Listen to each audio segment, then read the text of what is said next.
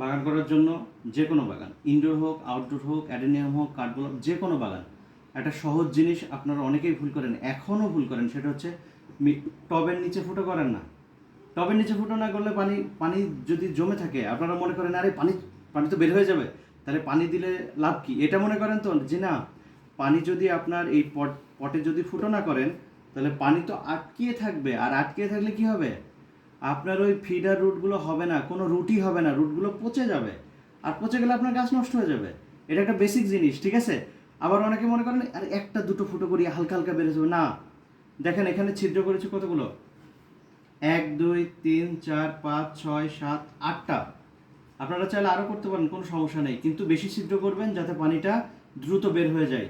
একটা বেসিক জিনিস, সেটা হচ্ছে 20 থেকে 30 সেকেন্ডের ভিতরে আপনি উপর দিয়ে পানি দিবেন, সেই পানিটা 20 থেকে 30 সেকেন্ডের ভিতরে সমস্তটা এই মাটিটাকে ভিজিয়ে নিচ দিয়ে বের হয়ে যাবে। তাহলে জানবেন আপনার মিডিয়া আদর্শ এবং পটটা ঠিক আছে।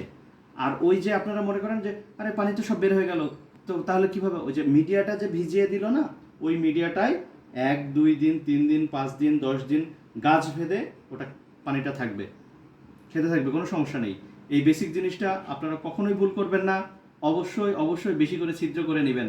আসলে এত কাজ থাকে, আমি যেটাই করতে যাই, এখন একটা গাছ রিপোর্ট করব আমার মনে হলো, তো এগুলো জিজ্ঞেস করে অনেকেই। পট, তারপর ওই যে বোতল কাটা আছে না, ওই বোতলটা মাঝখান দিয়ে কেটে একটা গাছ করুন, সমস্যা নেই, গাছ গ্রো করবে। ওটা তো একটা পাত্র, গাছ হবে অবশ্যই। আবার ওই বোতলগুলো কিন্তু খুব স্ট্রং, ওগুলো অনেক দিন ধরে নষ্ট হয় না। তো তাহলে নিচে তো ফুটো করে নিতে হবে। এই যে ছোট ছোট বাচ্চারা আমরা খেয়াল করে দেখি, ওরা গাছ লাগিয়ে দেয়, দিয়ে তারপরে মেরে ফেলে ছাদের উপরে। আমি এগুলো যে খেয়াল করি, তোমরা ফুটো করোনি কেন, ওই ফুটো করে দিতে হবে, কিন্তু ওরা বুঝতে পারে না। পরে একটু বোঝায় বললে তখন ওরা বুঝতে পারে। তো এটা বেসিক জিনিস, আপনারা এটা করবেন, অবশ্যই ফুটো করে নেবেন প্রতিটাই।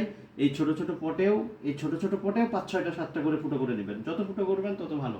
ভালো থাকবেন সবাই, শুভকামনা।